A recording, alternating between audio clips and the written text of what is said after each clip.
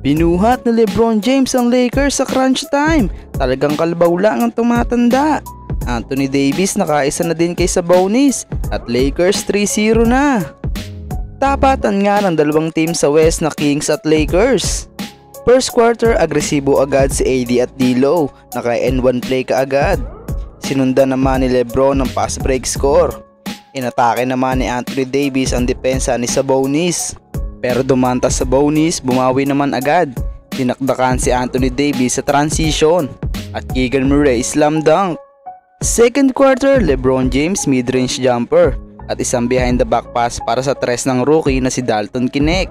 Kaya naman lumobo na sa double digit ang lamang ng Lakers.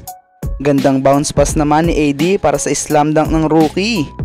Pero after nyan, Kings naman ang nagkaroon ng momentum. Unti-unti nilang binababa ang lamang ng Lakers. Pero D'Lo nagpahabol pa ng tres bago matapos ang quarter. 64-60 lamang ang Lakers. Third quarter, tuluyan ang nakuha ng Kings ang kalamangan dahil sa ginawa nilang 14-4 run at ang daming turnover ng Lakers sa quarter na ito. Pero kaagad ngang bumawi dyan ang Lakers. Gandang pasa ni Reeves sa ilalim para kay Hachimura. LeBron naman 3 points sa harap ni Sabonis at isang N1 basket. Ganda din ang pasa niya para kay Jackson Hayes. Pero Sacramento Kings naman ang bumawi ng dalawang tres. Kaya naman natapos ang third quarter sa score na 94-87 lamang ang Kings. Fourth quarter, eto na si The King. 16 straight points ang kanyang ginawa. Kaya naman bumalik na sa Lakers ang kalamangan. 3 tres nga ang kanyang naitala dito. Yung isa pa ay sa harap ulit ni Sabonis. Kaya naman tuwan-tuwa dyan ang crowd ng Lakers. Gandang baseline cut din ni LeBron para mahanap siya ni D'Lo. Pero paglabas ni LeBron sa court ay dito na nga bumawi si DeMar DeRozan ng 13 points.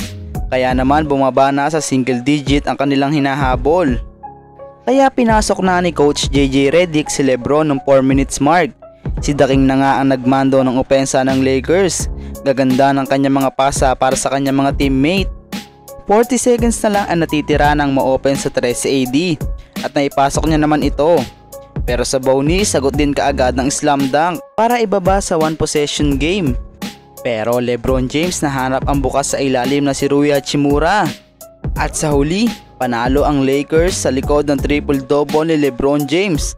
32 points, 14 rebounds at 10 assists. 31 points, 9 rebounds at 3 steal din si Anthony Davis. Kaiba mga idol, anong masasabi nyo sa video na ito?